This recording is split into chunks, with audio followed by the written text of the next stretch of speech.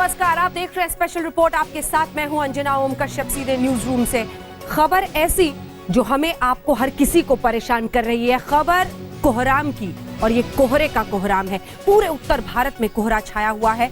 धुंध जब प्रदूषण के साथ मिल जाए, प्रदूषण के खतरनाक स्तर पहले से, और उसके बाद धुंध की ये मिलावट, कुल मिलाकर जिंदगी को बहुत परेशान कर रही है। कभी सोचा था, कल्पना की थी कि दिल्ली में निकलने से पहले लोगों को मास्क पहनकर सड़कों पर निकलना पड़ेगा?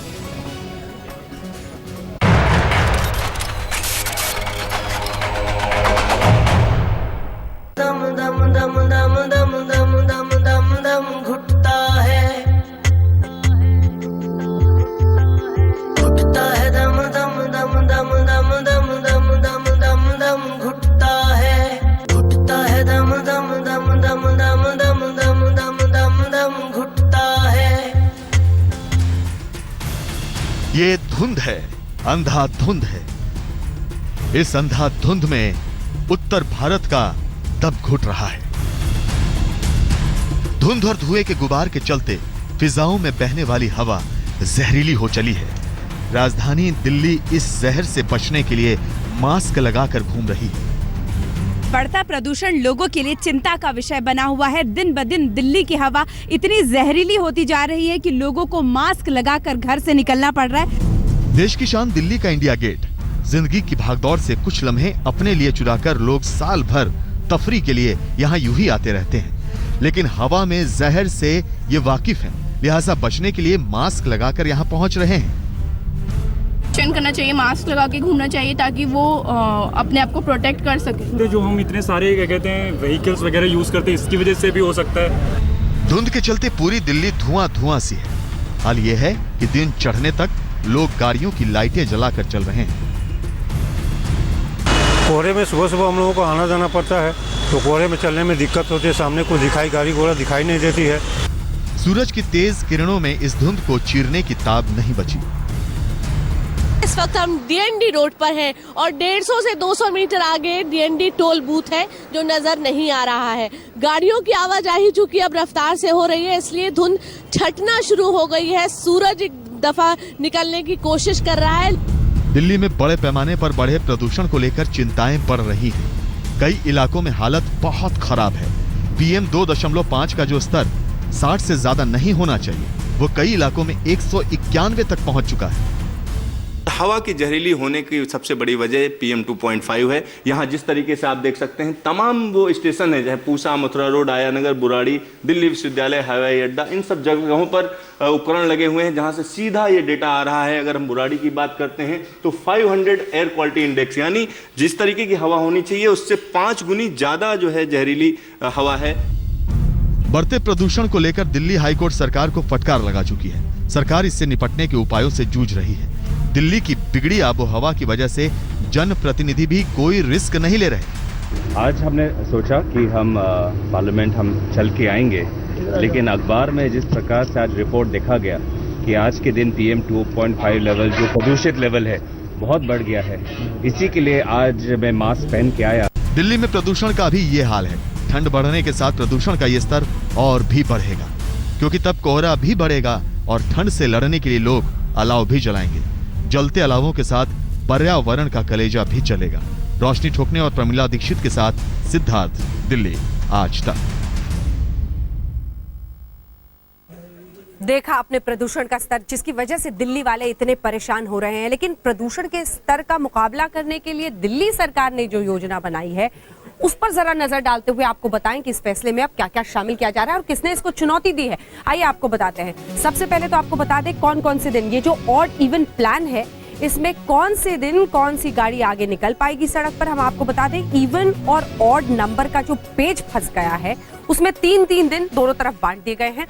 0, 2, 4, 6, 8 यानी जो इवन नंबर्स हैं, वो इवन नंबर्स मंगलवार को, गुरुवार को, शनिवार को लेकर आपकी गाड़ी अगर इससे एंड करती है तो आप इसको लेकर निकल सकते हैं। लेकिन वही जो ऑड नंबर्स हैं 1, 3, 5, 7, 9, उनको लेकर आप निकल सकते हैं सोमवार को, बुधवार को, शुक्रवार को। तो ये 3-3 दिन दोनों तरफ मुकर्रर कर दिए गए हैं। करीब 80 लाख गाड़ियां राजधानी की सड़कों पर चलती हैं।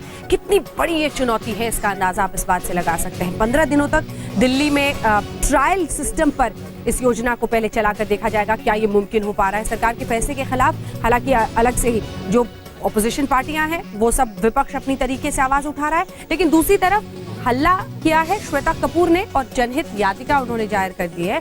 याचिका जो उसमें दायर की है उसमें मुख्य जो उनके दलीलें हैं वो आपको बता दें।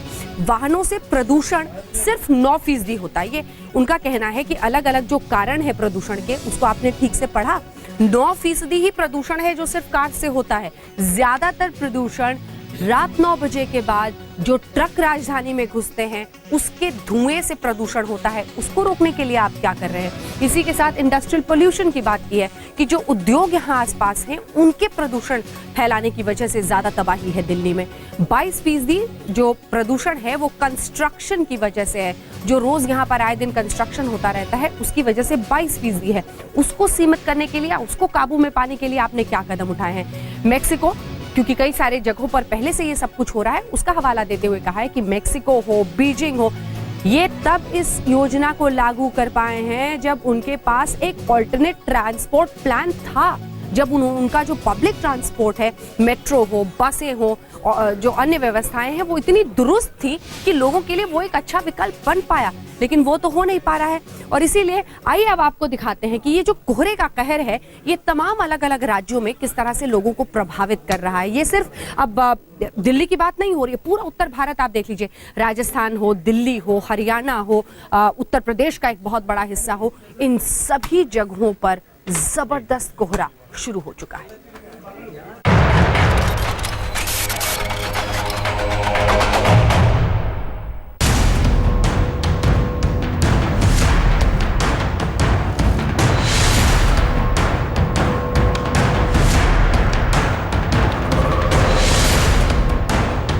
दिसंबर का पहला हफ्ता बीतते बीतते उत्तर भारत कोहरे की चपेट में आना शुरू हो गया है। सुबह कोहरे की चादर लपेटे हुए आ रही है। ये हाल है बाबा भोलेनाथ की नगरी काशी की सुबह का। यूं तो सुबह बनारस का जुमला बहुत मशहूर है, लेकिन इन दिनों बनारस की सुबह कोहरे और धुंध में लिपटी हुई है। सुबह का आलम यह था कि गाड़ियां सड़क पर रेंग रही थी, थोड़ी दूर बाद ही दिखना बंद हो जा रहा था। अचानक बढ़े कोहरे के साथ ही ठंड ने भी दस्तक दे दी। ठंडी तो आज कुछ बहुत ज़्यादा बढ़ गई है। कुछ क्या पूरा कुहासा छाई हुई है, अगल बगल कुछ दिखाई नहीं पड़ रही है कि क्या है नहीं है। बहुत है, एकाएक बढ़ गया है, अंधेरा दिखाई दे रहा है।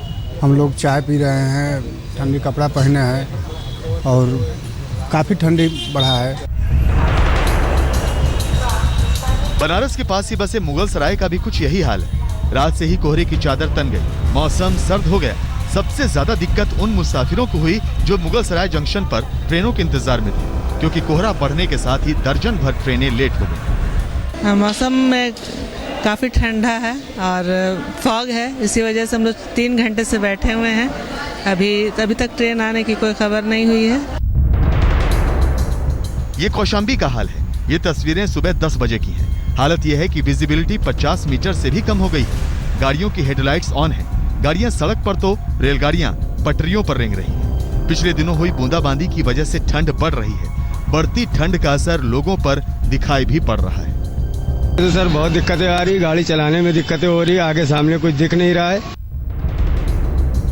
कोहरे का असर पश्चिमी उत्तर प्रदेश में दिख रहा है। ये तस्वीरें मुरादाबाद की हैं। रात ढलने के साथ शुरू हुआ कोहरा दिन चढ़ने तक यूं ही बना रहा।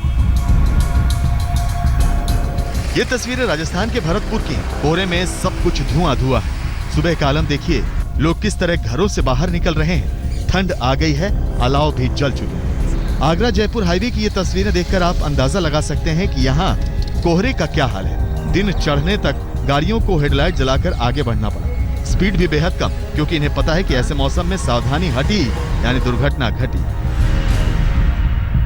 दिल्ली से सटे हरियाणा के फरीदाबाद में भी 6 दिसंबर की देर रात शुरू हुआ कोहरा सोमवार दिन चढ़ने तक बना रहा। अचानक बढ़े कोहरे ने लोगों की जिंदगी पर भी असर डाला। सबसे ज्यादा मुसीबत स्कूली बच्चों पर आई। कोहरे के चलते उन्हें अपनी बसों का लंबे वक्त तक इंतजार करना पड़ा। मुगलसराय में उदय गुप्ता, वाराणसी में नीतीश पांडे, कौशाम्बी में पंकज श्रीवास्तव, भरतपुर में सुरेश फौजदार के साथ सचिन गौर, फरीदाबाद आज तक। जी हाँ, गाड़ियां सड़कों पर रेंग रही हैं, ट्रेनें पटरियों पर रेंग रही हैं, लेकिन इन सब के बीच ठंड कहाँ ठहर गई है, ये सवाल जस का तस बना हुआ है, क्योंकि ठंड अभी तक दिसंबर का महीना चल रहा है उस तरह से आई नहीं है। एक ब्रेक के लिए हम स्पेशल रिपोर्ट में रुक रहे हैं, लेकिन ब्रेक के उस पार जब लौटेंगे तो आपको दिखाएंगे कि ओबामा ने किसको खत्म करने की खा ली है कसम। आप देखते रहिए स्पेशल रिपोर्ट।